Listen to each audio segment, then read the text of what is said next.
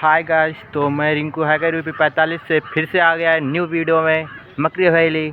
आप लोग को टालने के लिए फिर से एंजॉय कराएंगे, तो आप लोग को आना है तो मकरी वैली आएँ। अम्बेडकर नगर का सबसे बड़ा मशहूर ये हवेली है। मेरे को अटक अटक जाती है भाई, मैं जल्दी बोल नहीं पाता, तो आप लोग सपोर्ट करेंगे तो भाई मैं अभी टैलेंट तो हूँ नहीं, टैलेंट हो जाऊँगा कभी भाई। जानते हो चींटी कभी पहाड़ नहीं उठा सकती, हल्का हल्का तोड़ के उठाएगी तो ज़्यादा उठा लेगी। आप लोग गाइस तो ज़्यादा सपोर्ट करिए।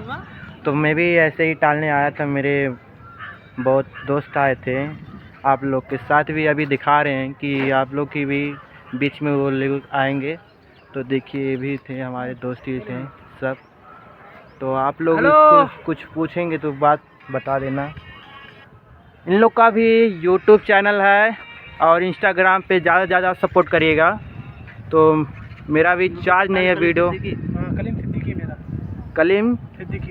कलीम सिद्दीकी है ना, यूपी 45। आप लोग जानते हैं यूपी 45 किंग नंबर 1। आप लोग ज़्यादा गाइस सपोर्ट करेंगे इंस्टाग्राम पे। तो लव यू, बाय।